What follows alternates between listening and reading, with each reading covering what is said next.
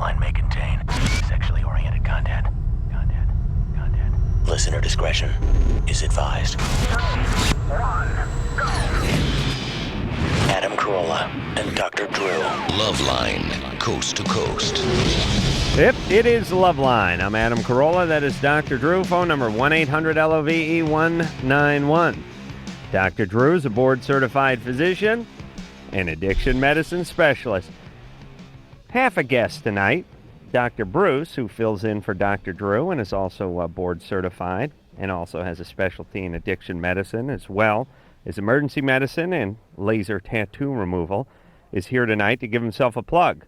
That's right. He gave laser facials to everyone. People lined up in the hall. I've had anal sex. And Whoa, Bruce. Mike's hot, buddy. One thing I wanted to say. Yeah. 2 physicians can sign you in as mentally disturbed. How long can we put him in the... We can have procedures done on You can do 72-hour observation on me, can't you? No, we're not. Actually, that's the one thing we can't do. We can just have you, right? We aren't licensed for that, are we? I thought... But we can send you to a procedure. We can say it's an emergency. And Really? We say you're not capable. You're not competent to make a decision. And I think that... And if you did that, an ambulance would show up, and then the cops would show up if I resisted, right? Yeah. And you'd eventually cart me off. Yeah. Right. They'd see your behavior, and they'd know we were right. And then you'd be out of a job. no, but Bruce does tattoo removal, and Bruce does dermabrasion, and that'd be interesting for him to talk a little bit about that and let people hear about it, particularly tattoo removal, because that's not something that people really know that much about. Well, you know what I'm saying? not via the laser or actually any mode. I mean, most people assume that if you're going to remove a tattoo, it's going to be years, it's going to be thousands of dollars, and you're just going to have a big wad of scar tissue shaped like the Iron Cross that was formerly there. But Bruce, via his highfalutin laser, can remove this thing without what? How many sessions? And I know they vary, but just give me average size tattoo and average age tattoo on a guy's forearm. How many sessions with the laser? For non-professional street tattoo, the width, the length doesn't really matter. That's why I kept saying average, because I knew we were going to have to get in all these qualified. Right. Yes. Non-professional tattoo, 5 to 8 treatments, 4 to 8 weeks apart. How big? No matter how big? No matter how big. Right. Whatever area. 5 to 8 treatments. Now he's going over to How about if it's a professional tattoo with lots of color? Wait, there. Go, there you are. Can be a little more challenging. And some of the inks, there's no standardization of inks in the tattoo industry. There isn't. Well, there's not where I can call someone or look up exactly what's in the ink. And the pigments in the ink are based on heavy metals. So, for instance, mercury and red ink and molybdenum, cadmium, there are various heavy metals that are responsible for the color that are involved in the pigment. So as you get into using the laser to remove the various colors, there's not standardization, so it's harder to predict how long it's going to take. But the blues, some of the shades of blue are more difficult. So the colors are tougher than just a black or blue ink? Generally. Black ink, street tattoos. So somebody has an orange tiger all over their shoulder. Yeah. How long does that take? 10 treatments average. And how far in between treatments? 4 to 8 weeks. And do they four to eight in between sessions? Yes. So if it's going to take 10 sessions, it could take a year or more. And is it slowly fading over that year? Yes. Now, the misconception is that when you're using the laser, you're destroying the ink. Most people, some doctors included, that get involved in doing this are surprised that what you're actually doing is you're just breaking up the top layer of the ink, allowing the body during that 4 to 8 weeks to absorb the ink. Do you want your body absorbing those heavy metals? That's a good question. They've done studies. In one study, they had some interesting cyanide-type compounds forming in the ink, but they felt that there weren't high enough concentrations to cause.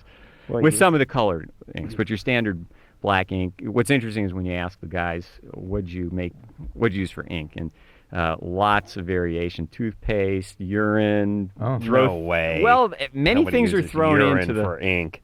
Well, things mixed together, but I see. you're using like in prison. Yeah, exactly. And does it make a difference what color you are? If you're a black guy, is it easier to get rid of or harder? That's a great question. What you're doing when you're going after the ink, the wavelength that's used is the same wavelength as for melanin, the skin pigment. So you have to be careful. The more skin pigment you have, the more likely that you're going to remove that along with the ink. depigment. Wow. Right. I have seen also some guys in the old days who had, not old days, I'm talking about 10 years ago, who had tattoos removed that had just a big lump of scar tissue Well, they used to cut them out, right? left there. in its place. That's all they would do, or they'd scrape them out. They'd sort of sand them off. Yeah. So you just have a big keloid scar? The size of the shape of whatever. And then the early lasers. Well, to me, it's just covered up with silly putty at that point. yeah, I mean, yeah. it's I less agree. noticeable. I agree. So you can do it so that when you're done with an average tattoo, not a big colorful parrot, but an average tattoo, when you're done with the laser treatment, you won't know anything was there? Most of the time. And if someone has very light skin, you can almost be assured of that. Now, if they have a tendency to scar, if they form keloids, Right. then you have to, again, be very careful. And the energies that you use and the length of the sessions, they're variables that come into play. All right. Bruce, you want to give a phone number out? Give a plug? And, the other thing is I'm working with Father Greg Boyle in East L.A., and we're doing a community-based tattoo removal program. And in the L.A. area, the number for that is 323-526 1254. So if you're, let's say, an ex-gang member who wants to get rid of some markings, Completely free program. Right. And take a pin, dip it in some needle, and write this number into your forearm. use a guitar string. That's what. Oh, better. Yeah. 323. 526-1254. And if you forget that, it's Jobs for a Future. It's in East LA. And you have an 800 number? I have an 800 number, and it's 888-340-7790. And But that's for all. That laser does all kinds of things, right? yeah, we do. The laser facial it's called. It's a non-ablative rejuvenation of the skin. It's become quite popular. Does ablative mean using a blade? Ablate means Destroy. to destroy. Oh, So the CO2 laser, which is one of the lasers that's used to resurface the skin. It's given the procedure some, I shouldn't say a bad name, but there's a lot of fear involved because you're actually ablating or wiping out an entire layer of skin. So your downtime, 4 weeks, 8 weeks, you're waiting for the skin, That's that for the- layer to that's for the regrow. That's ablative. the CO2. So the new non-ablative, you're actually using the same laser in very similar settings to what you use for tattoo removal, and it's an interrupted beam. It's not a continuous beam. So you don't have heat buildup in the skin, and as Drew just had, we just did the procedure feels before good. the show. Right. what'd you do to Drew? We did the non-ablative photorejuvenation, it's You're called. trying to get rid of that teardrop tattoo he got when he was in the joint? Hey, No, I'm sorry, Right, Drew. between He my brought it up. Second, third finger. At our age, you start to get very, very small wrinkles. Sun exposure causes some early aging of the skin. So what this does, it'll shrink pores, and it will eliminate some of the small wrinkles. But the bottom line is it causes collagen to start to grow. And collagen is the support structure for the skin, and as you age, it's inevitable the collagen will break down, your skin looks thinner, you get more wrinkles. So this is sort of a byproduct of the tattoo removal process. Wait, They found that it causes collagen to grow. I'll tell you, Bruce, you may want to try that on yourself because in just a few short years that I've known Dr. Bruce, he has gone from Howdy Doody to Opie Taylor. So he's now a 9-year-old. You had to have laser on your faggoty self, as you say. Oh, Drew, please. In another 10 years, you'll be 19. Yeah, well, it depends how much time I spend with you. The aging might accelerate. Thank you. Thank you very much. What's the 800 thank number you, again? Last Bruce. time. One more time with that 800 number. 888-340. Uh-oh. Again, 888. 340. Whoa. Hold it up to me. 888-340-7790. Right. If 340-7790. you want to start a community-based tattoo removal program, I'd be happy to give you advice, no matter where you are. All right. For a God fee. bless you. Doing the Lord's work. And, you know, and, sex and I passed out a couple times. Bruce, hold on. Mike's hot. I'll tell you, this is better than giving the guy a shovel or handing him a new sweatshirt. This really can give a guy a new lease on life. I mean, how often are we telling people, hey, you want that job? What do you think? Why do you think they're not hiring you? Okay, lose the LAPD that's scrawled across your forehead. Yeah. Megan, Yeah. you're 16. Yeah. What's up? It hasn't. This has only happened once. Like when I recently had sex, I orgasmed, and when I orgasmed, my body went numb, and it stayed numb for about 3 minutes. Were you hyperventilating? Were you breathing real hard? No. You don't think so, huh? No. Well, don't you breathe a little hard when you're having an orgasm? Well, yeah, when I'm orgasming, but not like as to where I was hyperventilating. Yeah, but you don't always know. I mean, when you do that, Yeah. especially when you're in that state. Mhm. Do you have powerful orgasms? Yeah. Was it your entire body, one side of the body? Well, it was mainly my arms, and my feet, but that was Well, maybe that was just from the guy holding you down. no. He No. wasn't really holding me I down by see. my arms or anything. Just playing a hunch.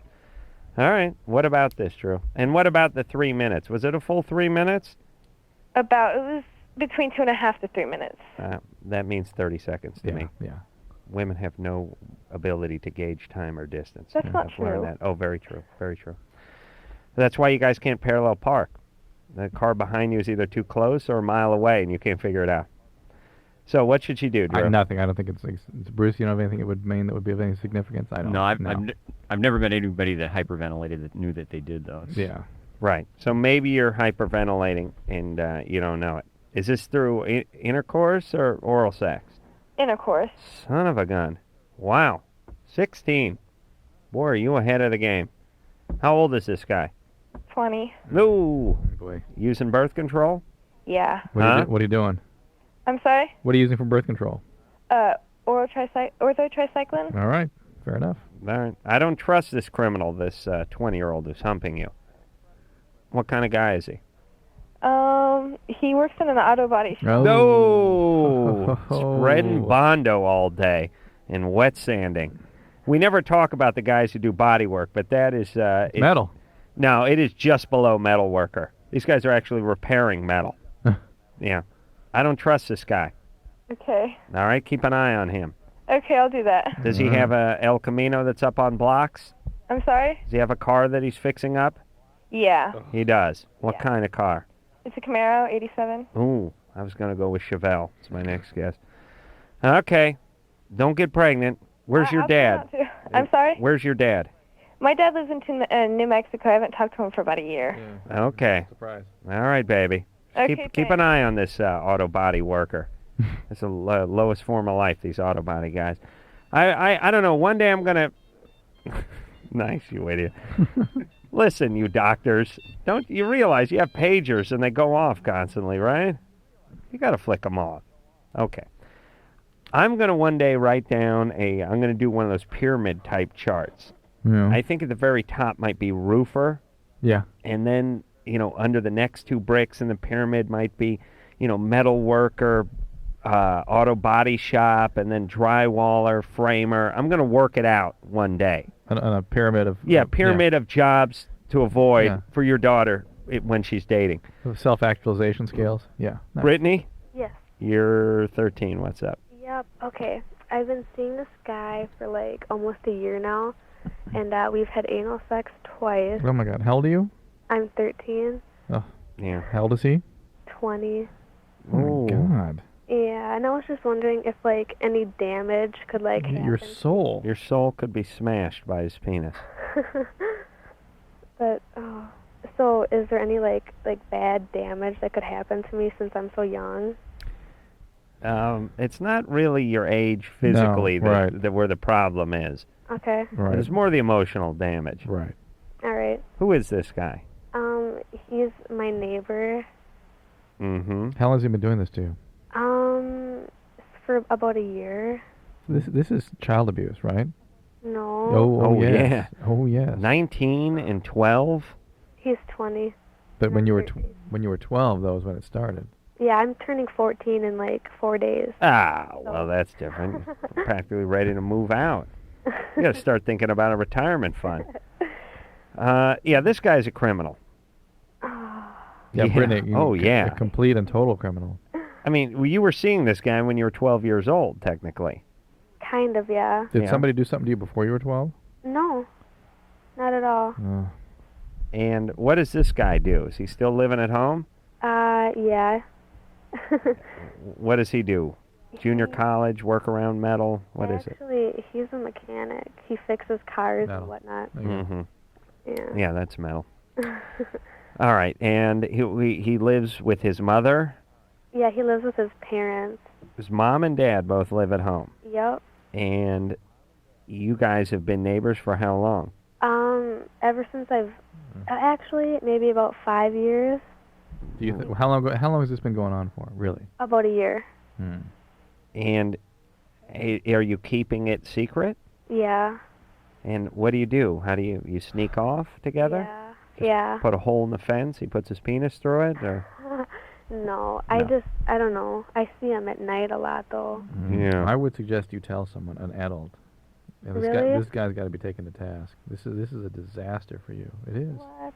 Yeah, Yeah. this guy's a full-blown criminal. He's a horrible, horrible individual. Okay. You don't understand that, do you? No. You think he's a good guy? Yeah. Why? I don't know. Does he tell you he loves you?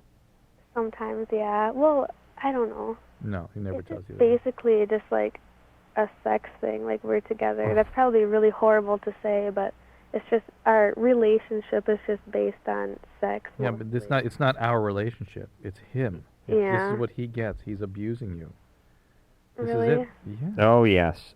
Oh. I'll guarantee this guy is an abuser, and you're a victim. I mean, Okay. that's what I mean, this defines it. Yeah, and the sodomy on top of the whole thing. Yeah, no. Okay. How often you guys engage in that? Like, I don't know, maybe a couple times a week.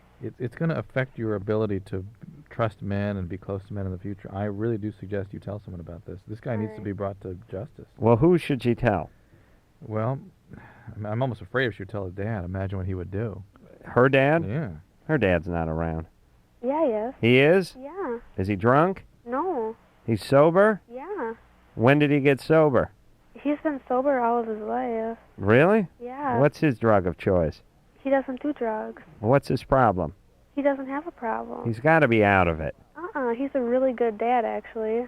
Really? Yeah. Where did he go wrong with you? He hit you. Well, no, actually, he didn't. I just think my parents have kept me on a really tight rope when I was little.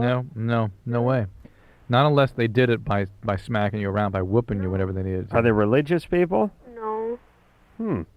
They just didn't give you your space? And by the way, how much space do you need at 13? I don't know.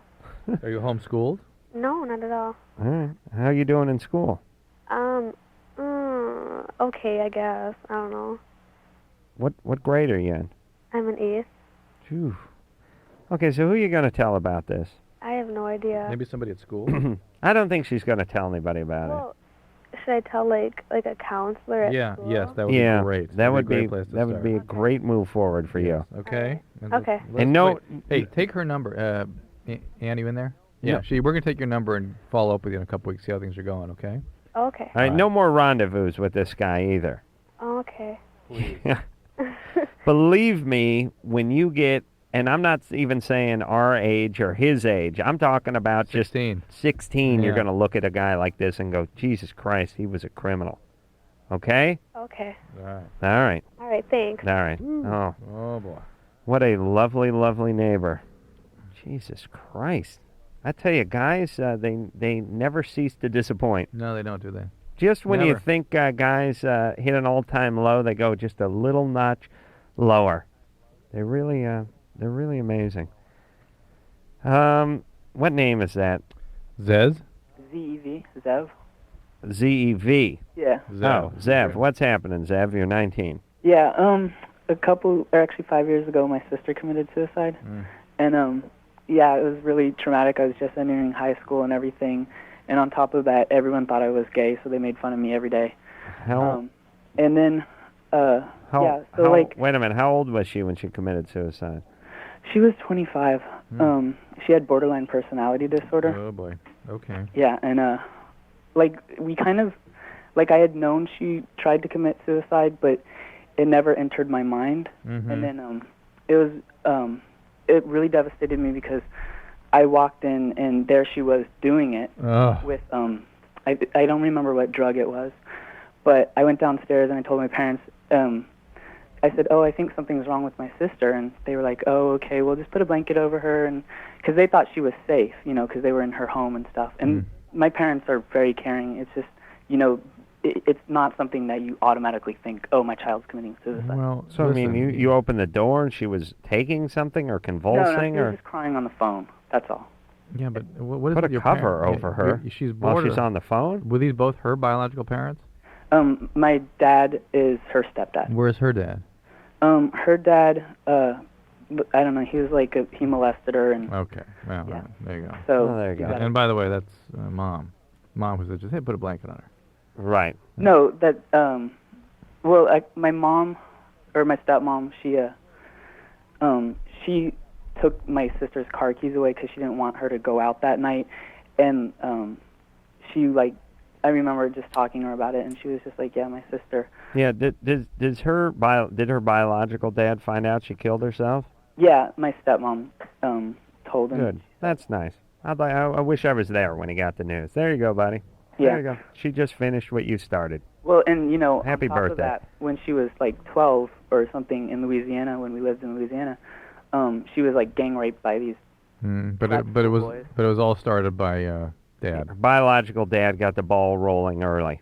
Yeah. By, making her a victim. So what's your question? Well, whenever I get into a new relationship or a new friendship, like my first thought is this person is going to hate me and they're going to leave me. And like I just feel like it's my sister that's causing this. No, No. it's your Sister that's mom. what? Causing Where's it? your mom? My mom, she moved back to Louisiana about a year ago. Yeah, it's your mom. Yeah. Why'd you check out of your life? Well, when I was little, she sent me to live with my dad in California. Why? Financial reasons is what she said. No. Mm-mm. Yeah. Your mom's a bad person, right? She's amazingly selfish, yeah. Yeah. That's the problem. That's bad. She's a bad mom. I guess You end up with attachment problems. And You you're can't- not gay? Oh, I am actually. Oh, you are gay. Yeah. Oh, well then the guys making fun of you in high school were, I mean, you Yeah, can't they were fault them. perceptive. You know, I was thinking though, They were perceptive. very perceptive. Oh my God. Guys have a very keen eye for that in high school. But as you were telling me, the guys were making fun of you for being gay, and I was thinking about your name, Zev. Doesn't rhyme with homo, pansy, queerbait. You know, it's a good name to give a kid if he's going to be gay, because his name is Ray, he's screwed, or Shlomo. You know that, Yeah. that rhymes with homo. Yeah. Well, actually, I came out about a year ago, and Yeah. that felt really good. And to all the listeners. Yeah, but you got to have some attachment problems with that mom. It's got to be very difficult for you to be close to people because you didn't get the nourishment and the ability to develop the kinds of attachments that are necessary in order to have intimacy. And that's your model of attachment is a mom that leaves you. Okay, so we don't like to take this easy route too much, but therapy, Therapy for Zev, and then more therapy. Yeah.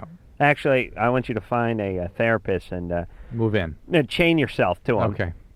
It's sort of like the Defiant Ones when they broke out of prison. Did you ever see that? Chains of Love? No. No, sorry. No, I think it was like Robert Culp and Rosie Greer or Oh. something. I can't With remember. two heads? Yeah, there's something about the two heads, but there was another one where the guys were chained together and breaking out of prison. Someone needs to do another one of those movies. Remember when every third movie was about a black guy and a white guy who were shackled together and broke away Yeah, in and were some way. on the lam? Yeah. Yeah. Anderson? Oh, stir crazy tells me. No. Take this one real quick Comedy. here. All right, let's talk to Steve, who's 23. For Bruce. Steve, Yeah, hi. what's up? I got a question for Dr. Bruce. I've got two questions, but the first one is, I've got scars on my nipples from when I had nipple piercings, and I wanted to know if there was a treatment, to kind of, the nipple rings are gone and the scars are remaining. If there's a laser treatment or anything like that that can be done to kind of reshape them back to the way they're supposed to be. Well, scars do respond to the ND-YAG laser, which is really the same laser that's used for tattoo removal. Keloid scars do? Well, keloid scars are a little trickier. Now, Because that's what he's got. How about stretch marks? stretch marks do well, and if you have keloid formation, I would consult a plastic surgeon, which I'm not, or something like that, because that's very tricky, and you could stimulate further growth of the keloid very easily. But for garden variety scars, lasers do very well. So would you have to see a scar like this to know whether or not laser could help it? Yes, and in the nipple area, so you got basically a keloid formation in the nipple area from the ring. Yeah, I don't know what keloids. Oh, you have a big bump. That the scar is a bump, Yeah. and it's distorting the nipple a little bit. Yes. Okay. Yeah. Basically Yeah. keloid. You see what God gives you? That's God's punishment. Yeah. Yeah, you really shouldn't be able to get rid of it. I'm glad the laser doesn't work on it. Otherwise, it wouldn't be a good deterrent for other screwballs who want to get the nipple rings. This is what happens, everybody. You screw around, and this is what happens. Now Did you have walk problems around with 5 nipples. Did you have problems with scarring before that, before you had the nipple rings put in? I don't think so. I mean, I have scars from surgery, but it's never, I'd never, had like just normal cuts and stuff that I had. All right. Well, you need to consult yourself a good plastic surgeon and see what he can do for you. Okay. But the laser, unfortunately, the laser's not going to take care of that one. Probably right? not. First, you have to visualize it. It's like one of the Durham questions on the radio. I'd have to see it and determine exactly the nature of the scar. Yeah, you can kind of picture it, though. Can't you? Kind of. Close your eyes.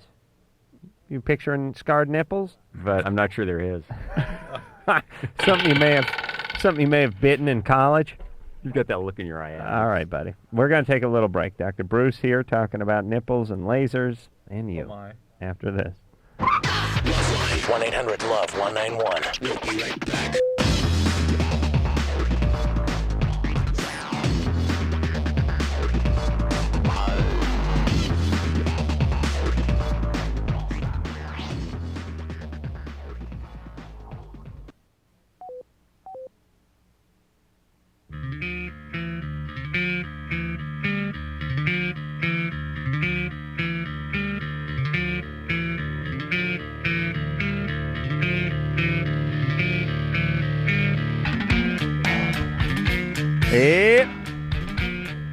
It's LoveLine. I'm Adam Carolla. That is Dr. Drew over there. Phone number 1-800-LOVE-191. Drew and I and producer Ann were just having a little discussion about vigilante justice. And why it should be freer, this country. Right? Here's the deal with vigilante justice, because I just saw a whole special on A&E on it. And basically, here's how the law that's in place works now. If some guy abducts your daughter, drugs her, rapes her, and videotapes it, and does it over and over again, and then kills her, and then it turns out he has a long history of this and has done it many times to many other people over a course of many years, Sit down and you go over there and shoot him, you will get the same punishment that he gets. No, maybe worse.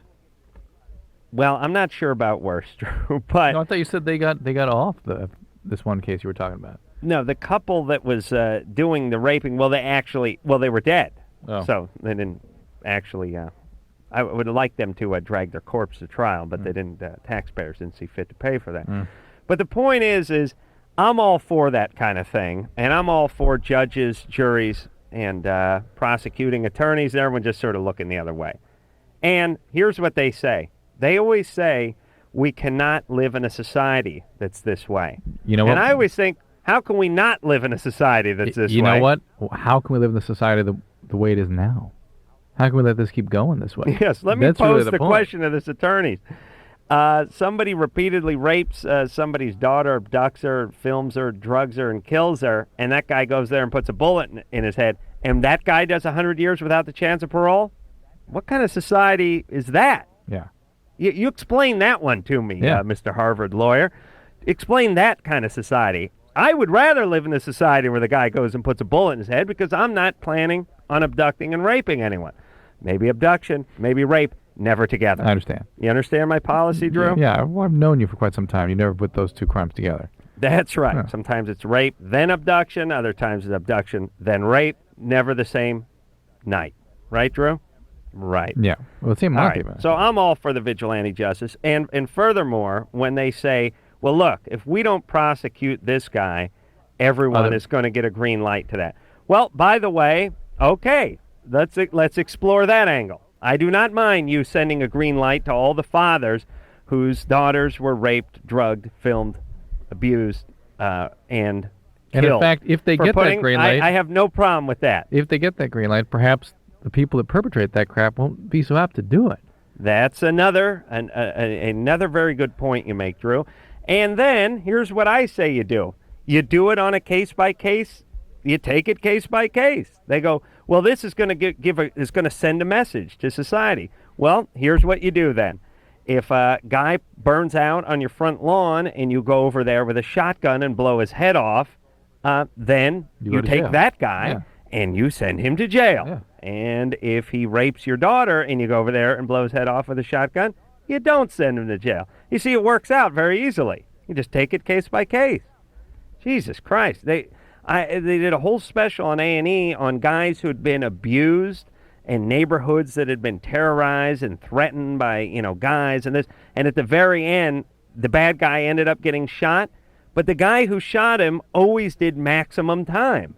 And these guys were guys with no record, with, ex-military guys, retired guys who were being threatened by the guys who they finally put a bullet in. I wanted to go insane. I couldn't, I really, all the guys who prosecute these guys, really, I really would like some vigilante justice perpetrated on them. I really would.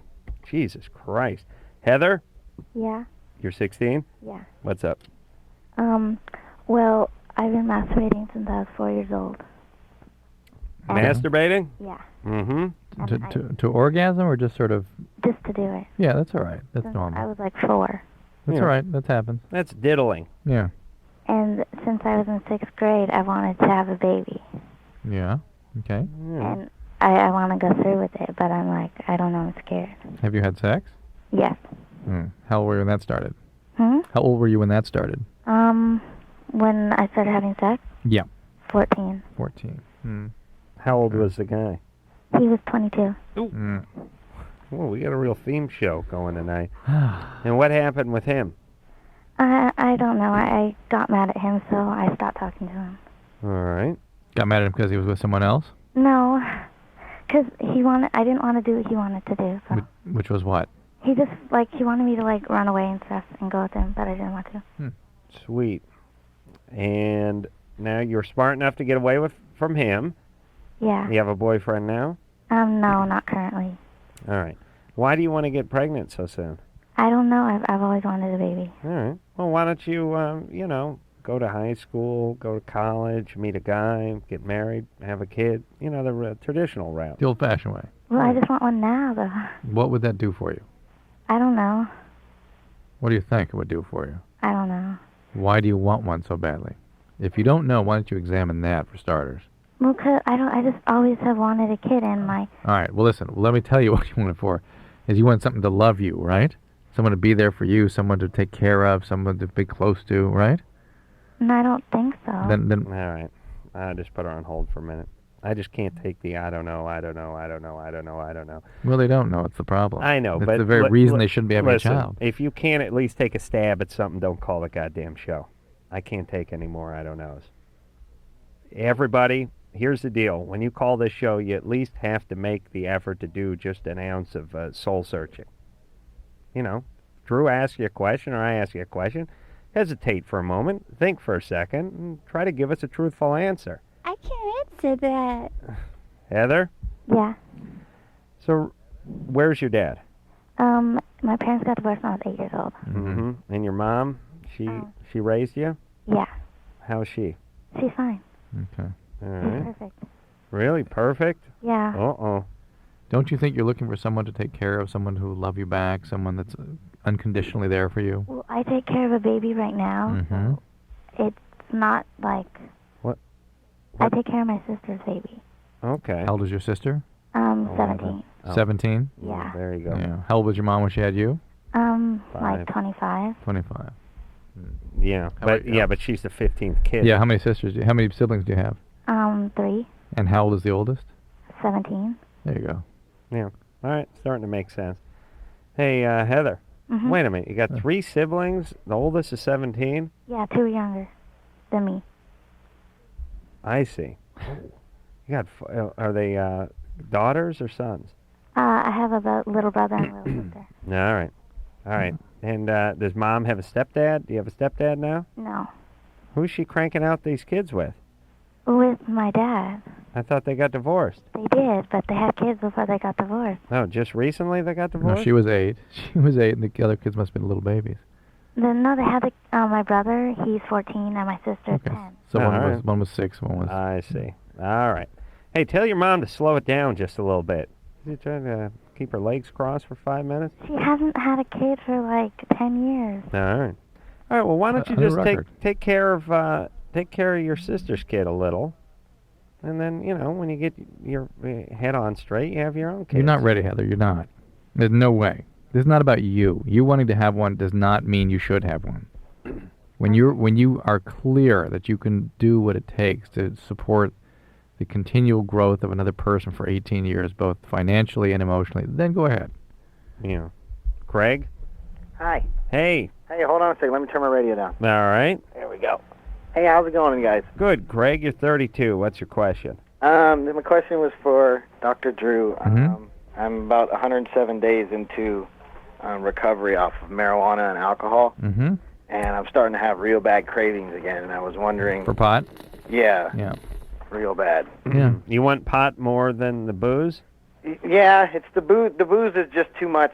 It's like the pot is just so easy to do. I mean, don't let anybody say that pot's not addictive. It's probably more addictive than heroin. And It's very similar to heroin, Greg, in terms of how it's not as powerful, but in terms of how it affects the brain, the kinds of problems that people get into in recovery, it's actually very similar to heroin.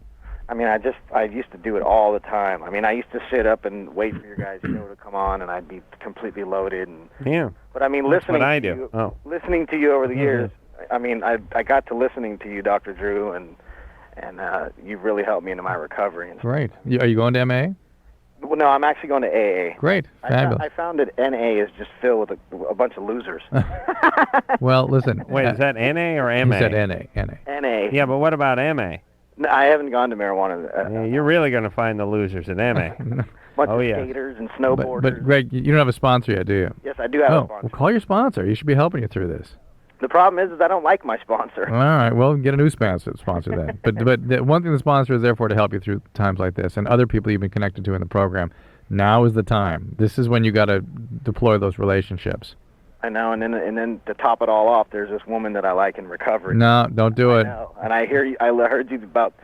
What? He's No. 4 months in. I swear to God, I can't tell you how often I've seen relationships screw up somebody's recovery. It's actually the usual problem. If somebody's recovery going well, if it's either the recovery isn't going well, they're not following directions, or a relationship gets involved and pow, it's all over. Why does a relationship screw it up? Because you go back to some of your old modes. You know that people's craziness, nowhere does it come out more than in a relationship, right? Yeah. And if you're really trying to grow emotionally and change, and you get involved with someone who often is someone similar to the kinds of attractions you had when you were an addict and not doing well, that pulls you back into that same mode, that same person that you were when you were an addict. Better or worse to date another programmer? It's worse if both are early in recovery. Way worse. Mm-hmm. If one is well into recovery and the other's early in recovery, there's something wrong with the one that's been in recovery for a long time that they would date the one early in recovery. Oh, So, but if both are a long time, that's fine. That's hot good. piece of ass rolls into that NA meeting. Yeah, that's the problem. Is they start looking for ways to manage their unpleasant feelings, what say Greg is feeling through sex or whatever, or just immersing themselves in one of those old hostage relationships they're so used to. Yeah. All right. It's using arousal as opposed to really using attunement. Hold on a second, smart guy. Amanda, Yes. 22, Yes. raped Saturday night. Yes. What happened?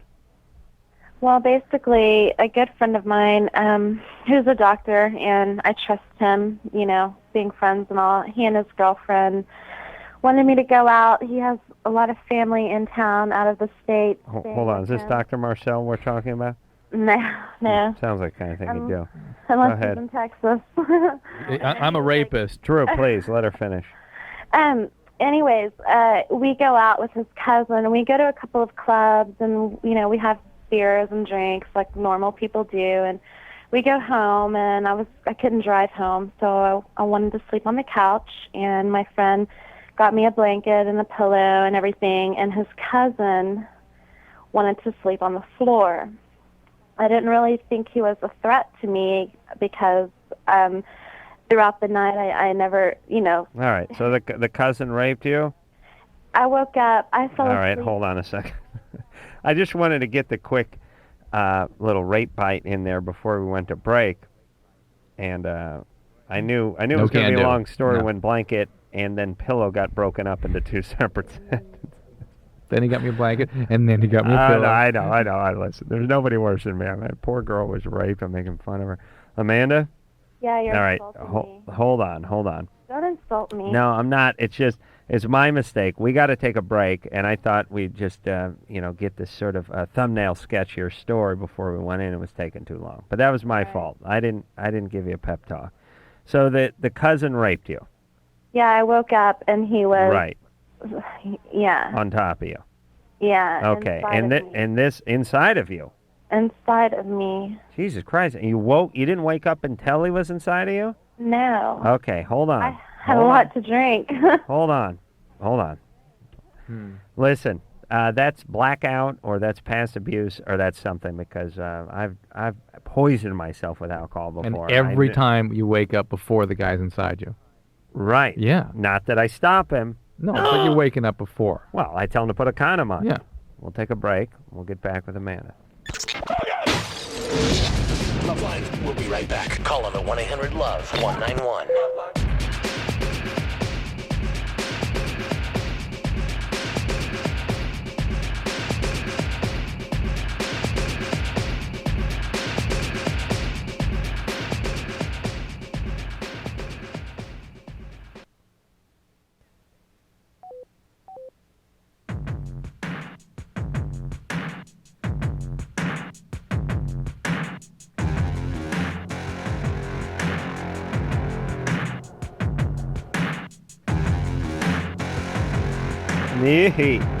LoveLine, everybody. I'm Adam. That's Drew over there. Phone number 1-800-LOVE-191. And when we left off, we're speaking to Amanda now. Amanda went out with a doctor friend of hers and his girlfriend. And his cousin. And the doctor's cousin, male cousin, tagged along, right? Mm-hmm. Had a few drinks. Crashed at his place out on the sofa. The cousin slept on the floor by the sofa, and when she woke up in the middle of the night, he was inside. He was in her, right? And so you drank a lot, right? It wasn't like he'd been doing it for like 10 minutes or anything. I mean, it just happened. Energy? It just happened. Did you pick that up? All right. Yeah. And I woke up instantly. Yeah. And what happened? He wouldn't get off of me. Yeah. So you yelled, you screamed, you scratched at him? I just kept saying, "Get off of me." Well, didn't you scream for help? There were other people in the house, right? Yeah, there his entire family, his son, his father, his mother, his sisters, his brothers, his nieces, nephews. They were in the house? Yeah, it's a big house. Did they come running downstairs when they heard you shrieking? No, nobody did. Somebody came downstairs because they used the bathroom downstairs. That's when he got off of me, and I said, yeah, you got to, I can't say the word, me. And he just pulled his pants up, and he left, and he went upstairs, and I was just in shock. Right. Wait, you see, wait, Amanda, listen. Hold on a second before we get to all that. That was Saturday night. It was Sunday morning. Right. Did you see a doctor? No, I didn't. No. Did he ejaculate in you, do you think? Yeah, he did. Oh, he did? He said he did. Is there a reason you didn't get him? Oh, I thought he just pulled his pants up and left. Well, he did, but, I'm sure some, pre-ejaculation. Well, it wasn't like he had an orgasm or anything or was enjoying it. That's what we were getting at when we asked if he ejaculated. Yeah, as far as, the big orgasm, no. All right. Well, sorry for phrasing it in such a confusing fashion. And so, did you tell his cousin about it, the doctor? I got up and I left, and I haven't spoke to them since. All right. You want to tell the cops? I don't know. Why not?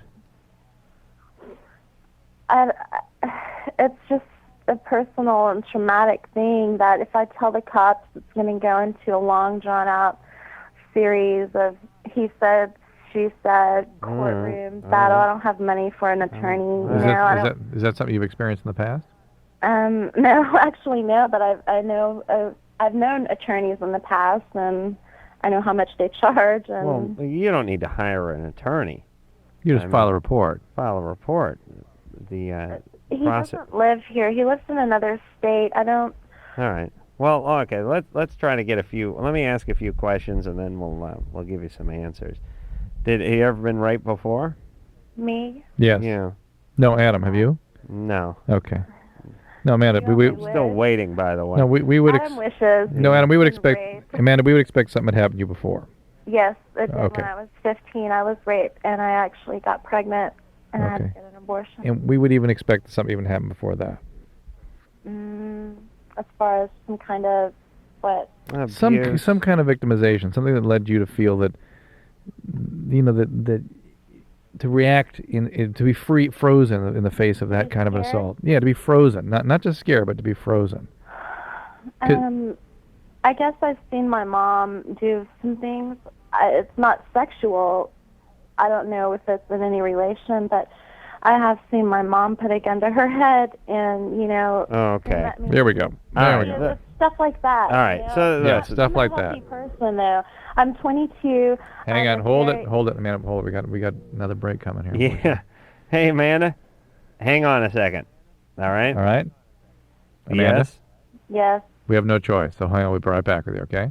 Okay. All right. We'll take a quick break, and then we'll tell Amanda what to do after this. LoveLine. We'll be right back.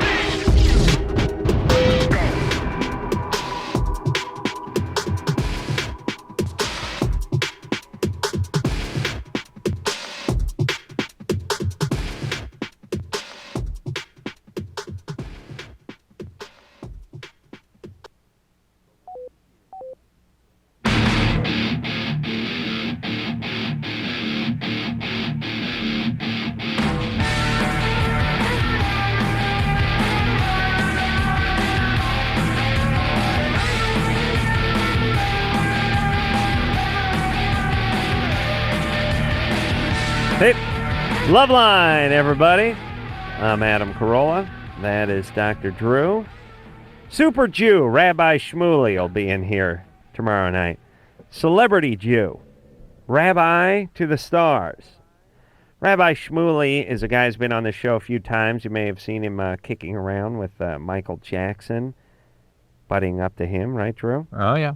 He has somehow propelled himself into some sort of super heap celebrity. I don't know how that works. Only in America. Ask him. We'll have to figure out whose ass he's kissing.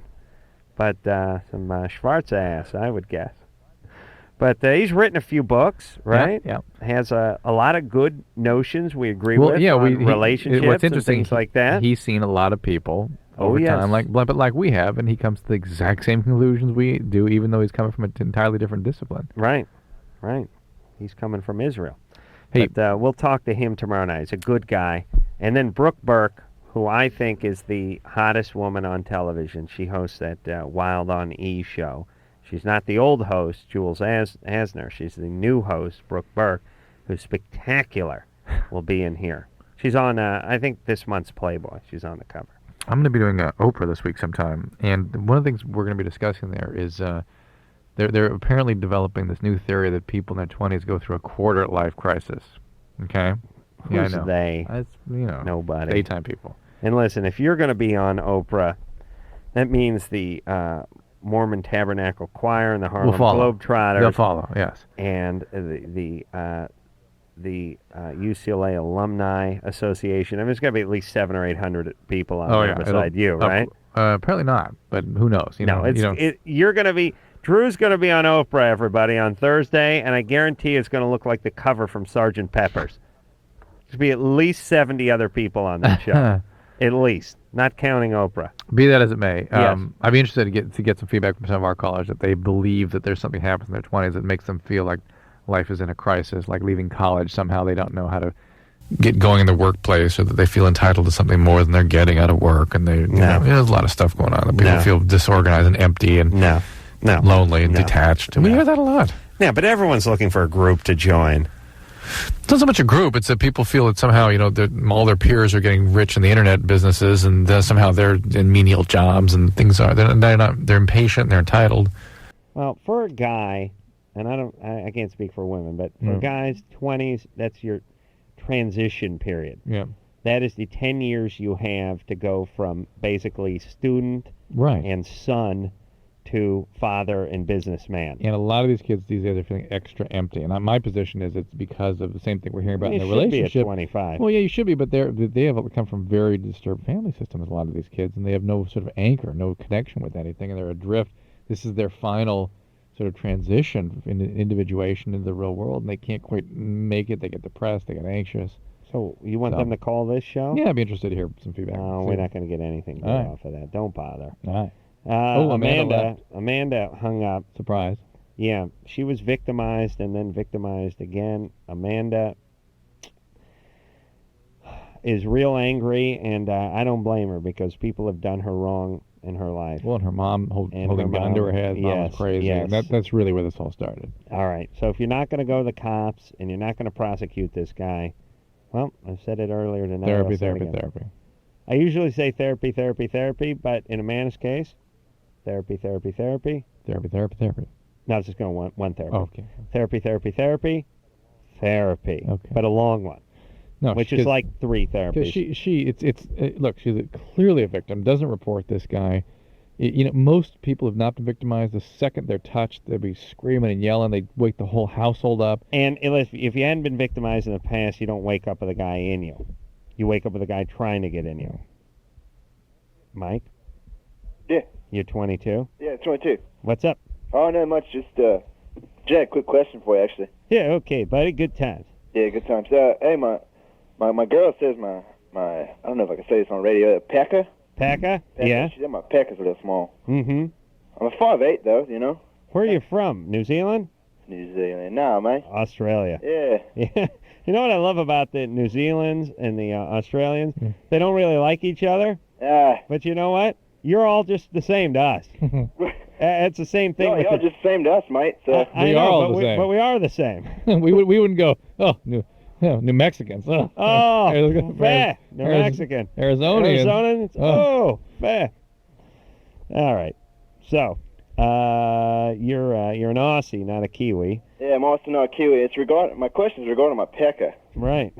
My girl thinks it's too small, but she don't right out say it's too small, obviously, because she's not going to be rude like that. But I know she think it. What? How do you know she thinks Who's it? that laughing? That's your girlfriend. How do you know? Laughing. How do you know she thinks that? Well, I know she always talks about, size doesn't really matter, but I know that when, after we're sexually active, been together for 2 years, and afterwards she said that, she just kind of hints I don't satisfy her. Well, that has nothing to do with your penis size. No, but then she'll say something like, well, it has nothing to do with your penis size, but I didn't even mention the penis size. I see. So she's bringing it up, How big is your penis? Is it? It's like a 5-inch, but I'm only 5'8". Is that 5 inches? Yeah, it's 5 inches, but I'm only like 5'8", so I'm a short guy. I see. Well, then that does help because if you're like 8 feet tall and you had a 5-inch penis, that'd be bad times. Proportion is everything. All right. Well, Mike, there's nothing you can do about your penis size, but speaking of down under, how about you go down on her? Yeah, I'll go down on her fine, mate. Well, why don't you stay down there for a while? That'll satisfy her. Give her that orgasm. Then you finish her off with that derringer of a penis you got between your legs. Saturday Night Special. Well, Saturday Night Special is a little bigger than a derringer. Really, is it? Yeah, the derringer's the single-shot pistol you keep in your sock. True. I thought it was bigger somehow. Is there nothing you know? No, you're teaching me. Is there a reference you understand? Melissa? Hello. You're 21. Yeah. What's up? I was seeing this guy for about a year and a half, and right before we started dating, his mom, like a couple weeks before I met him, his mom had passed away, and he's a little bit older than me. He's almost 25. And what happened basically was we went out for a year and a half, and he's like things were just bad. He's very possessive, and we broke up about almost 3.5 months ago. And I started seeing this other guy, and the old boyfriend won't leave me alone. He still continuously emails me, calls me. It's bad. Can you wait? Can you change your email address?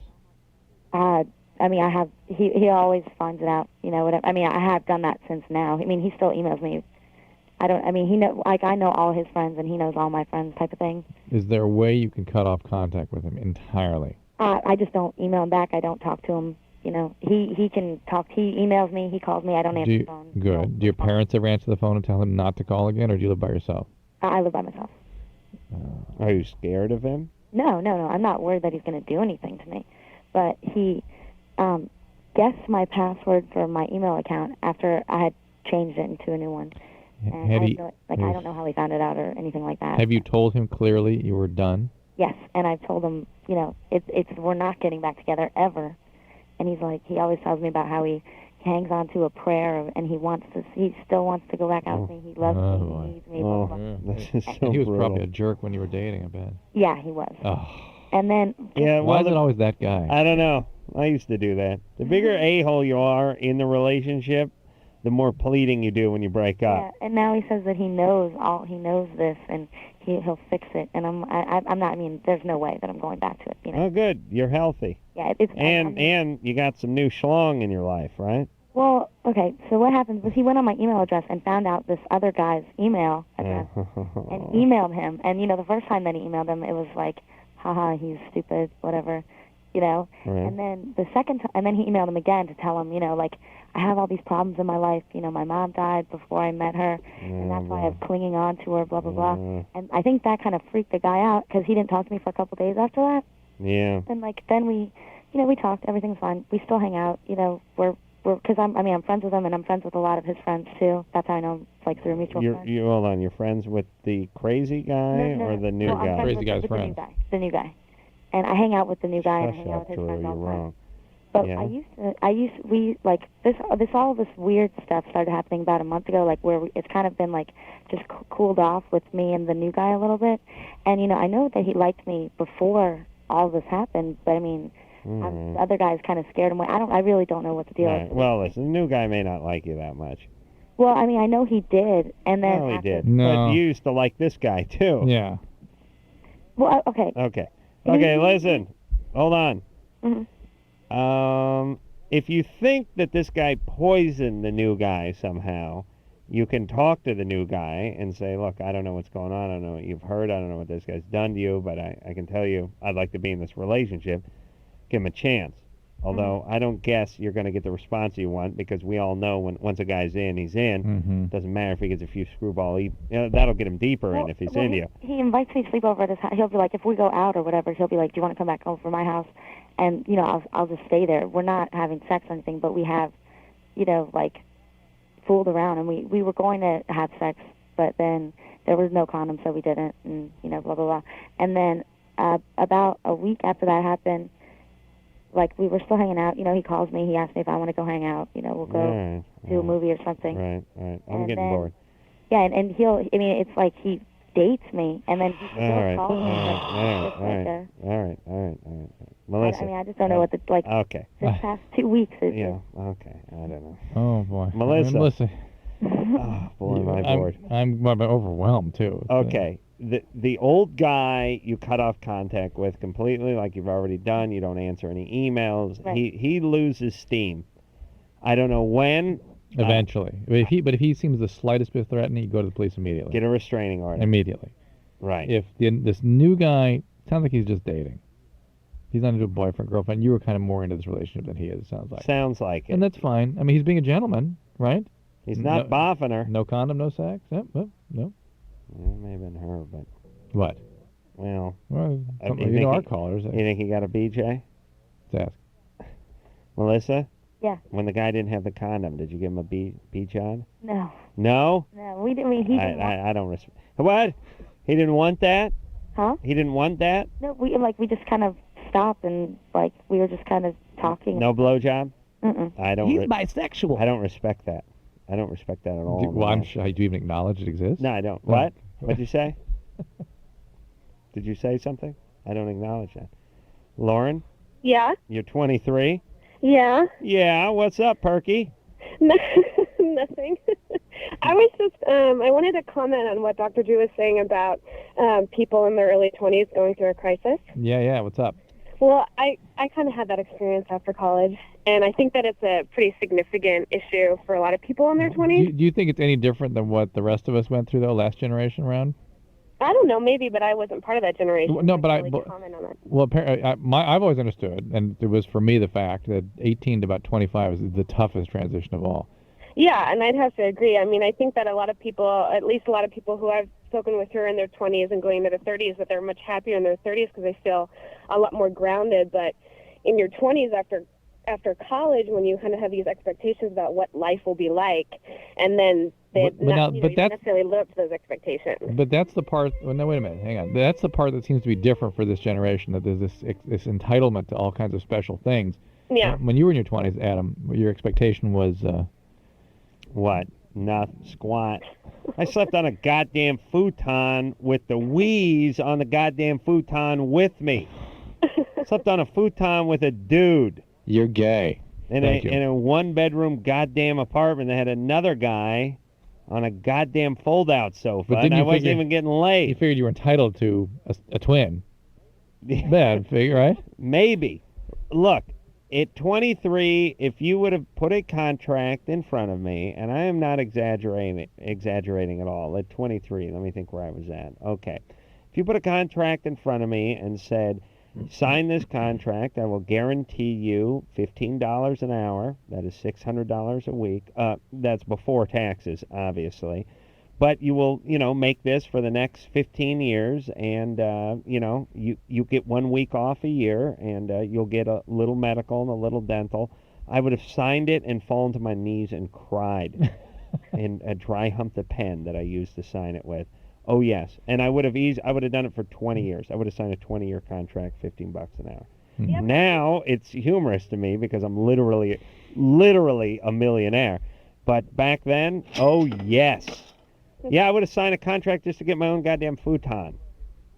Yeah, but so Lauren, the expectations are different now. Isn't that a big part of this? Well, yeah. I mean, I think that especially, I graduated college a year ago, so I think that a lot of people, with the whole .com boom and whatnot, were really expecting to kind of start, and a lot of people were starting jobs and making or commanding really high salaries that wasn't necessarily real. It wasn't real. And so that whole bubble burst, especially in San Francisco where I live. So I think a lot of people's hopes and dreams kind of went down the tubes with it, and now they're trying to figure out exactly what their place is now that whole unrealistic lifestyle isn't part of their lives anymore. What are they doing? How are they going about it?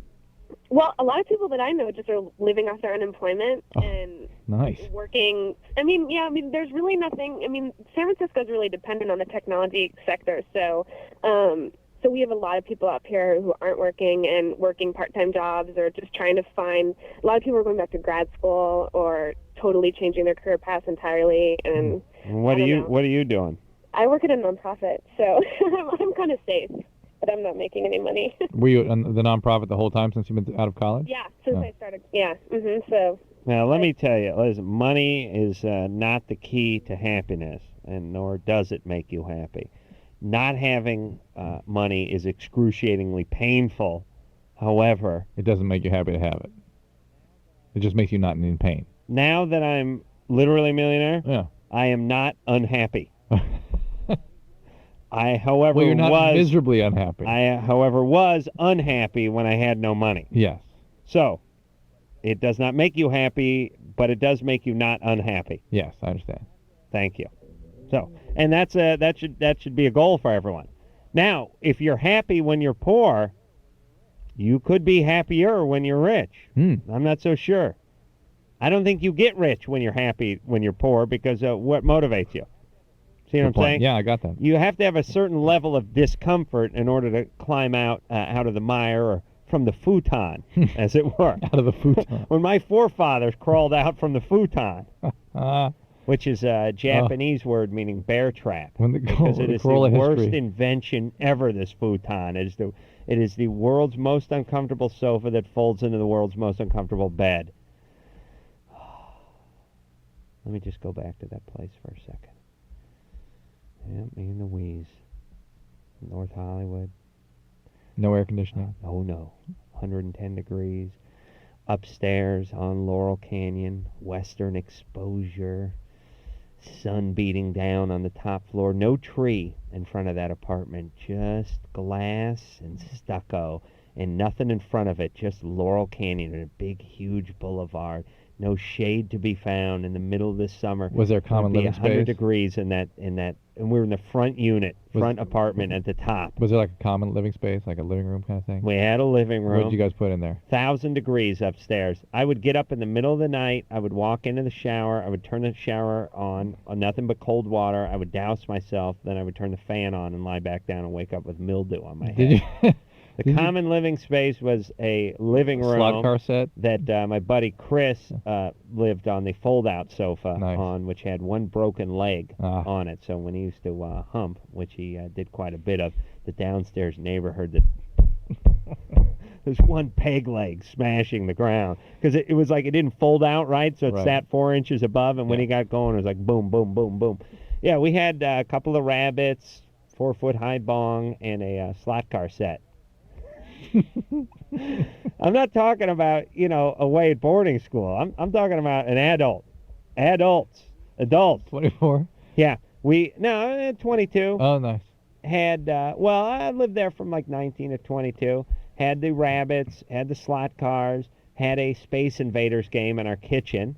Once a month, we would take all the change we collected from the Space Invaders, be like $72 in change, and we'd buy some weed. Go to the mall, get stoned, play more video games, ironically, with the quarters, and see a matinee. And eat. Good. That was a good time. That was a big, big day for us. All right, should we take a break? Yeah. When we come back, we'll speak to Lisa. She's 16. Her parents tell her to get better grades and lose weight. She wants to know if that's bad after this. Oh yeah, everybody now. LoveLine will be right back.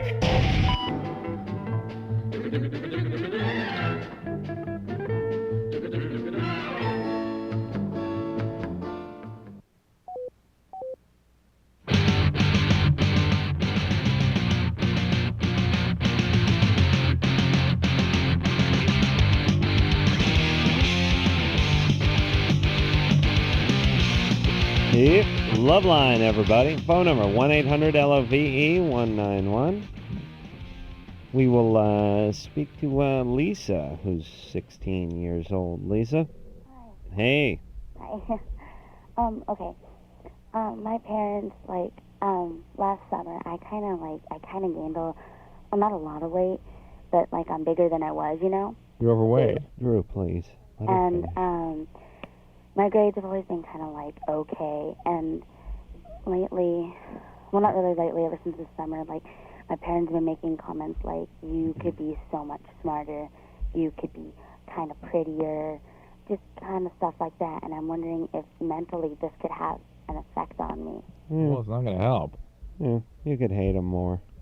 Do you want them? Well, next time they go, you could be smarter, you could be thinner, you go, I could resent you more, but I don't.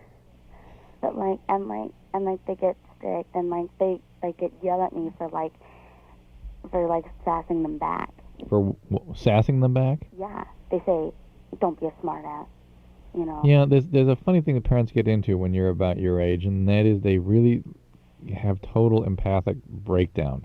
Well, they've been dying to treat you sort of like an adult. Yeah. And I don't mean adult in a good way, but I mean when you have a kid, you kind of have to treat them like a kid, And they must have, I think a lot of parents have been waiting a long time just to look their kid in the eye and go, hey, listen, get your goddamn grades up and lose a few pounds and quit your whining. Yeah, but at that age, there really is often a disconnect. And it's as opposed to saying, are you okay? Can we help you? It becomes, hey, just get your crap together. And my friends about it, and one of my friends who goes to a therapist, one of my friends is like, that's not okay. She's like, that's what they shouldn't be saying. Well, they shouldn't. They shouldn't, but... What do they do for a living? My mom is a teacher, and my dad is a police officer. Ooh, bad times. Oh, that's the 1-2 combo. And I've always gotten along with my parents, but they weren't really around when I was a kid. They were both they worked a lot. My dad had to really work to get high. Yeah. And unfortunately, that's a big part of what's going on right now, is that disconnect and that lack of trust and lack of nourishment for what you need.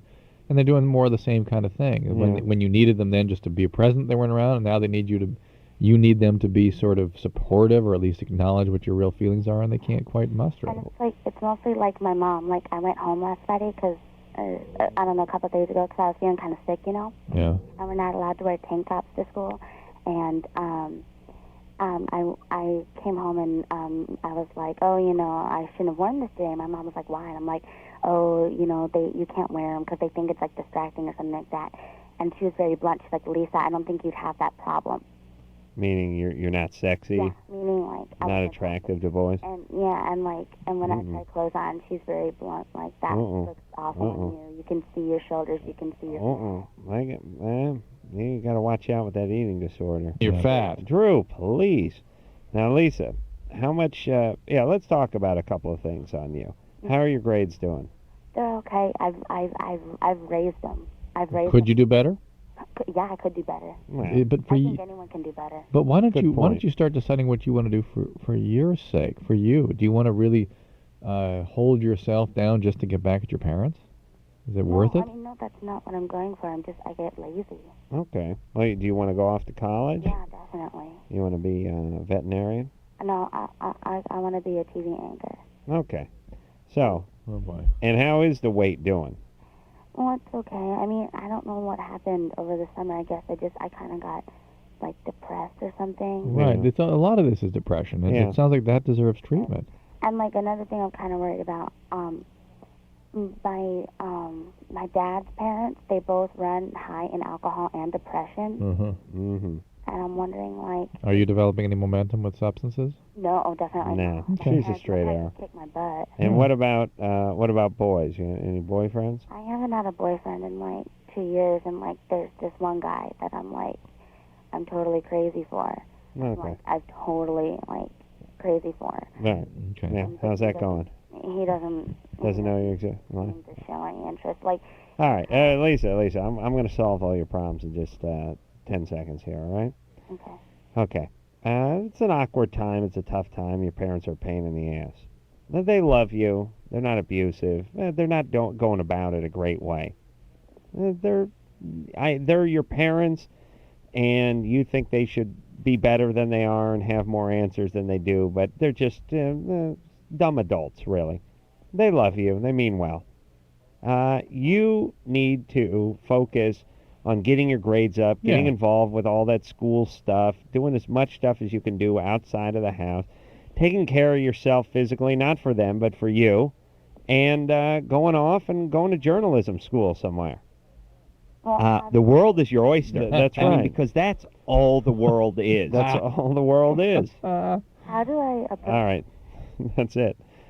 Look, I say it every week. Your parents are a pain in the ass. Don't go home. I don't mean run away. I don't mean go under a bridge and shoot up. I mean play softball, play baseball, play football, get your grades up, and then go off to college somewhere. Yeah. Just make it your business to stay out of that house. Okay. Josh? Yes. You're 23. What's up? Actually, I was calling about the quarter-life crisis. Yeah. I personally haven't experienced it, but I know most of my friends have. Quarter-life crisis. That's what they're calling it instead of midlife crisis. Yeah. Right. You know, if you'd had the opportunity to sort of put a label on, think about what you were like at 24, 25, you'd be jumping on this bandwagon, right? Think how miserable you were. Yeah, I was miserable, but so was everybody. Yeah, right. Well, these guys are too. Better.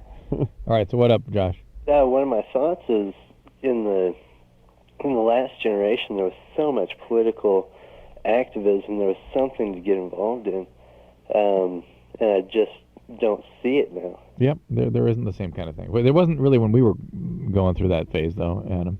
Would you say? No, I mean, you could make fun of Gorbachev or something.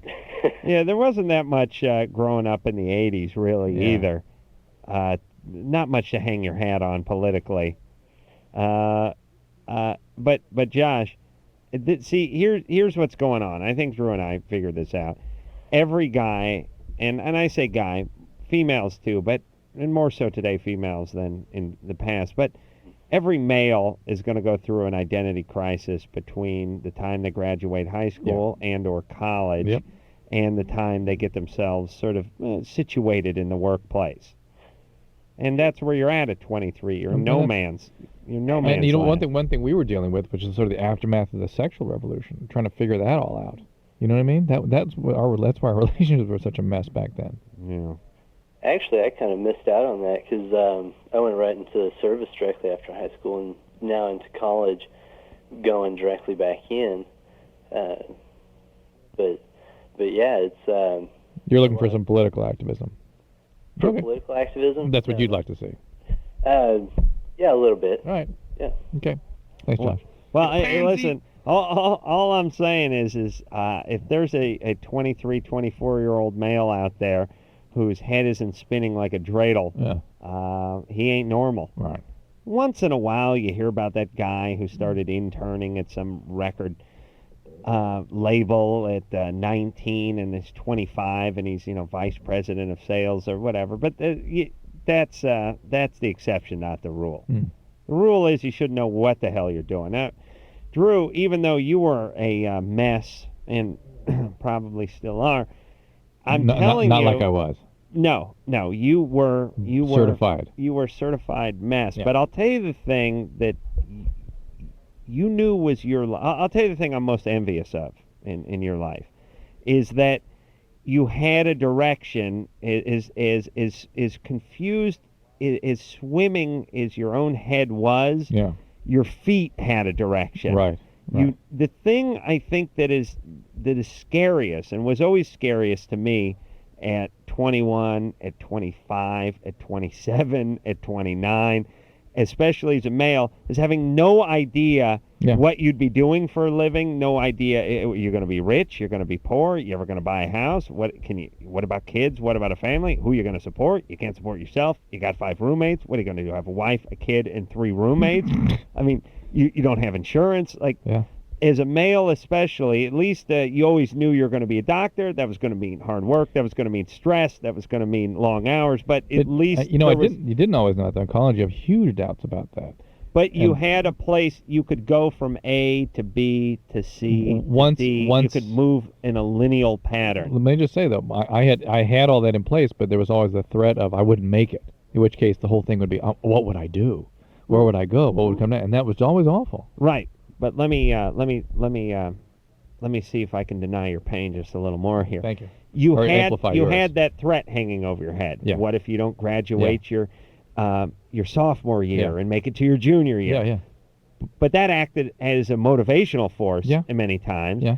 And you knew that if you bared down and you hunkered down and you worked hard, you would then get to the next level. Now, what happened after that, you don't know, but you could keep moving along progressively. Mm-hmm. It's weird for guys, and I grew up with a million of them, who are 25 and they're going, gee, I don't know, maybe I should be a fireman, or maybe I should enlist. Can I enlist? What about the Coast Guard? I mean, I was like 25, I was thinking, maybe I should just join up the Coast Guard. I'll get some benefits or something. That might be something. Maybe I should be a cop. I don't know. Like an ambulance driver, I thought. It's almost, you're like a kid at 25, spinning one of those pointing. CNCs. Yeah, CNC. I'll be a farmer. Or the pirate astronaut. That's what I wanted to be. Mike? Hey. Hey, you're 30. What's up? What's up, man? I'm cracking up listening to you guys. Hey, listen, I'm actually reversed the whole role. I actually came out of college and had this conservative software engineering. I was like a math major and a software engineering job all lined up for me, and it was tough starting up. But after like 5 years, I was making already like $60,000, $70,000, $80,000. Mm-hmm. And then when I turned 26, 27, I decided to say F it all and why and I'm an actor. Why do you think I'm starting to be an actor in Hollywood? Why do you think that happened? Because I hear that story a lot too. Why did it happen? Yeah. It had a lot to do with my parents. Totally. Your parents were pushing you to do certain stuff, and then lots of stuff, man. Everything in the book you can think of. Actually, there was a lot of abuse. There was a lot of the mother mom being just very how do I say this? Both of them actually just being very tunnel vision in terms of this is where you need to be going. Right, but were you sort of the savior in the family that you had to keep your ass together in order to keep everyone else kind of? I was actually the hub for my family. Yeah, my family's all broken apart. Right. And actually, there came a point in time. The first breakaway for me was when I was like 23, 24, and I just broke away and just decided to drive across the country to California. But, Mike, having some success in another field, does that give you confidence for your new endeavors? No, it didn't. It didn't. Thank you for making my point. Adam's Really? Mike, the deal is here. Adam's looking for some way to amplify the point that his pain was worse than anyone's. Well, that's Then no matter true. what your history Thank is, you. it can't compare Thank you. with the admitted it. Corolla history. No, I'm not. Hold on. How dare both of you and your beeper, Drew? What I'm saying is I'm not trying to turn this one on myself. I'm saying I would think that the fact that you had success in the business world already, and now that you're trying a new endeavor, which is acting, and maybe even more challenging, that you would feel that you would have a little momentum from your past success. Well, two totally different worlds. But no, I know let me support. I know they're Adam's not point. the same field. You having established a sense of yourself in the world, and have that, is something to go forward with. You know what he's saying? That you've been that, you've done that, you've accomplished that, you know who you are in the workplace, and that you can't exist. It gives you a little more levity. In actuality, it was like basically about 5 years, obviously. It was that I had left, and it was about 5 years of me growing into who I was and who I am. Did you have some therapy, nothing to do Mike? with work whatsoever. It was actually a eventual degradation of hating my job. Did you have a therapist in there? No, I didn't. Okay. Recovery or anything? What's that? Recovery program or something? I spent a good few years drinking a lot. Yep, a lot of alcohol abuse. Do you have money saved up in order to? No, I'm just like I said. It's the total reverse right now. I have no insurance. I live in a single in Hollywood, and I'm flat broke, and I have no life, and I don't go out. But theater is my life. Ooh, what are you doing for money? What am I doing for money? I do a lot of stuff, and this because it comes back to my childhood. I do a lot of stuff to help other kids. Oh wow! For money? Yeah, like party entertainment, like dressing up for kids as kids like superheroes and things like that. Party pals. Yeah. That's when I knew I'd hit rock bottom. By the way, you did that. You thought about it. Listen, we're going to take a break. When I come back, I will tell you my party pal experience. This is where, as a struggling actor, you dress up as one of the Ninja Turtles and hit a party. I'll tell you about that when we come back. LoveLine. 1-800-LOVE-191. Back in a minute.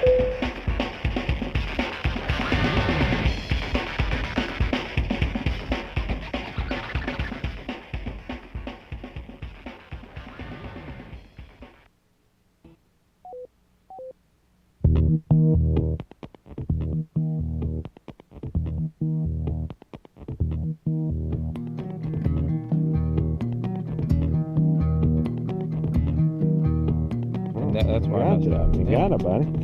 Hey, it's Dr. Drew over there, buddy. I'm Adam Carolla, LoveLine, 1-800-LOVE-191. All right, real fast, my party pals story. Oh, yeah. Because we're getting in some stories tonight. Well, we don't have a guest. What the hell? When I was like 27, 28, I had another actor friend, comedian friend, writer friend, buddy, who was doing nothing with his life. And one day I showed up at his house, and he told me that he was going on audition for something called Party Pals. Come on along. And this was a deal where, you dress up as a prince or a Ninja Turtle back then, very hot, in the late 80s, early 90s. And you just go to kids' parties. But the deal is you'd get $50 and you could actually be paid to perform. Which, when you've been struggling around, kicking around for 5-7 years and never getting a penny to perform, actually paying to be in an improv troupe or do some open mic night or something. It's still very ironic now that you're literally a millionaire. Thank you. But the notion of getting paid to perform is something very tantalizing to a performer who's never been paid to perform, even if it's at a kid's party to park on a Sunday dressed in a turtle outfit. You're a professional at that point. The thing that was funny about my friend Paul is once he got the gig, you actually had, one of the rules is you couldn't show up to the party wearing the turtle outfit with the turtle head under your arm. You had to put the turtle head on. In the car. About 100 yards away from the house. I mean, you had to pull up in the turtle head, otherwise you'd freak the kids out. Right. If they thought Picasso, or what the hell the name of those turtles were, they're named after Michelangelo. Michelangelo, yeah. And Michelangelo showed up a Ninja Turtle without the turtle head. They'd freak out, smoking with blonde hair. So he said, look, you want to go to this audition? And I said, yeah, that'll be fine. So we went to this audition for Party Pals, and it was just a bunch of other loser actors like ourselves standing in some room in Reseda on a Tuesday at noon doing nothing with our lives, and this woman yelling at all of us. And she said, look, let's talk about improv skills. It's all right. We'll do an improv game. And it'll be called, there's this improv game, and it's called, it's like Production Factory or something. Oh, right. One guy starts doing a movement, a repetitive movement with his arms. Someone else sort of connects to them and does a sort of coinciding movement. Before you know it, you've built a better mousetrap. Big in the 80s. Big in the 80s. So a way to test your improv skills.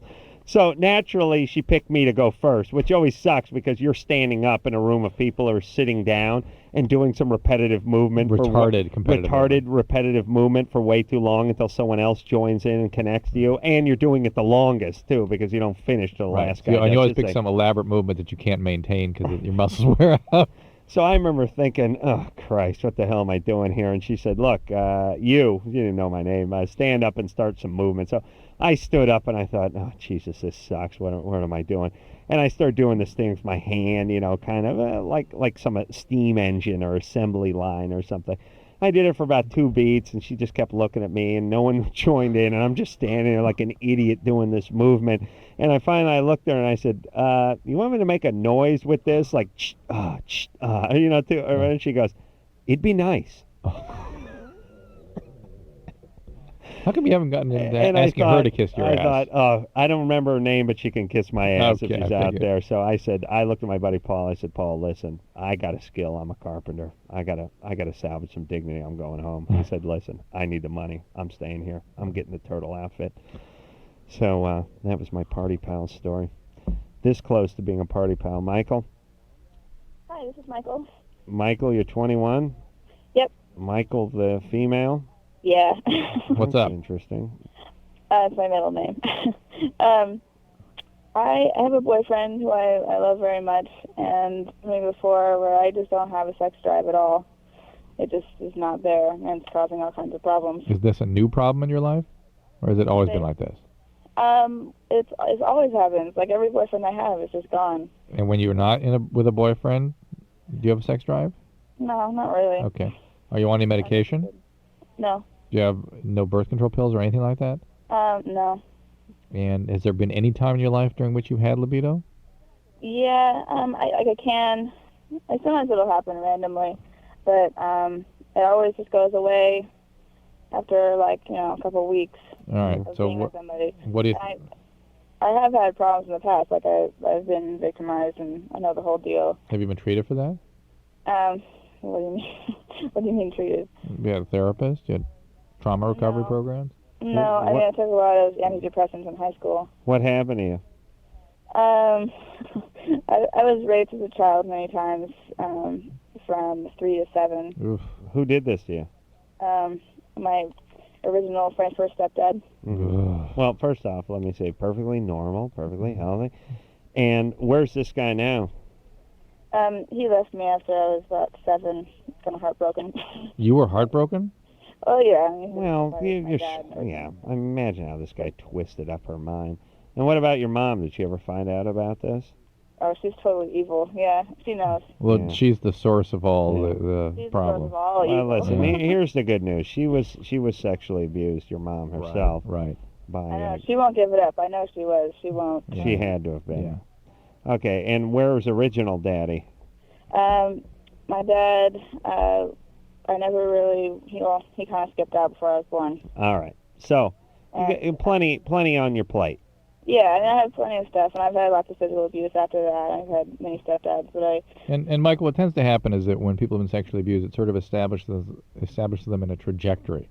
And that trajectory tends to move towards hypersexuality and sexual compulsivity or total shutdown. Yeah. You got the shutdown version. Or vacillating between the two. And oftentimes, when there's a shutdown like this, it requires very, very highly arousing circumstances to get you going.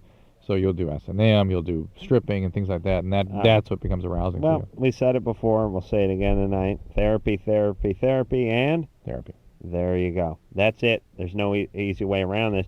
And next time you see that hag you call a mom who brought home the multiple stepdads who abused you, kick her right in the coos and tell her that's from Adam Carolla and Dr. Drew. Thank you. John? Yeah. You're 32. What's up? Well, I heard you guys about a couple months ago on the subject I'm about to ask you about, and I didn't get to hear the whole story because there's a lot of noise in the background, and plus it was kind of an embarrassing situation, so I didn't really turn up the radio to listen to it and want everybody to figure out what I was trying to do. But I figure I'd go ahead and ask you guys tonight, and maybe you could help me out here. And my question is that I got these skin growths growing around on the lines of my shoulder up to my neck.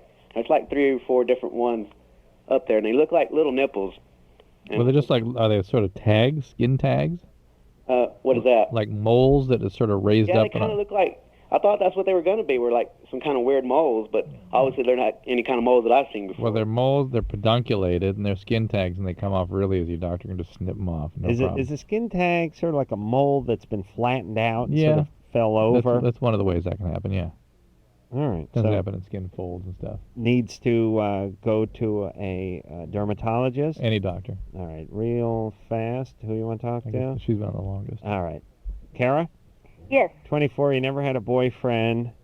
You want to know where to meet quality guys. Yes. Yeah. Why have you never had a boyfriend? I just never been in a committed relationship. Thank you. That clears that up. I'm kind of like chunky. Kind of chunky? Yeah. Yeah. Big gal. All right. Plenty of black guys will be attracted to you. How much do you weigh? About 195. All right. 195. That's 215. And what about... Okay, well, listen. I don't want to harp on your weight, but let me say something real quickly. 24 and younger men are, kind of aesthetically oriented, and they like a trimmer woman. And just for your own peace of mind and health, too, how about working on the weight a little bit? Trying that. You're trying to do that? Get a dietitian. Start working out every day. Yeah. Cardio, lots of cardio. Do all that good stuff. And as far as guys go, what do you like? Do you like doing stuff? Do you have activities besides eating? Nice. I had to slide the jam. I mean, meet a quality guy over at the Shakey's or the Sizzler. But the point is stuff you like doing. Get involved with that, and guys will come around. Yeah, and use your friends. Yeah, you got to get some female friends. Yeah, do what Adam does. Use your friends. Use your friends. Not my friends, but your friends. We'll be back. LoveLine be back in a minute.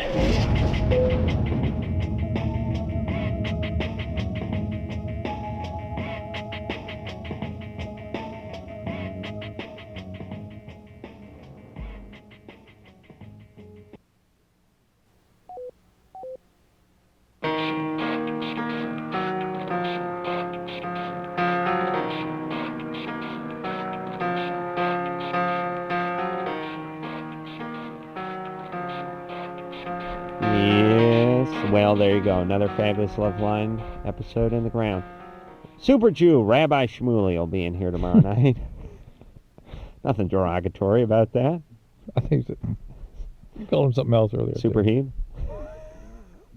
That's funny. He'll be in here tomorrow night. Tell us about Michael Jackson and all his other new celebrity friends since the last time we saw him. And until next time, it's Adam Carolla for Dr. Drew saying mahalo. My questions are going to my pecker. This has been LoveLine. The opinions expressed on this show are not necessarily those of the staff, management, sponsors, or this station. The producer for LoveLine is Ann Wilkins Ingle. LoveLine is a presentation of Westwood One Entertainment.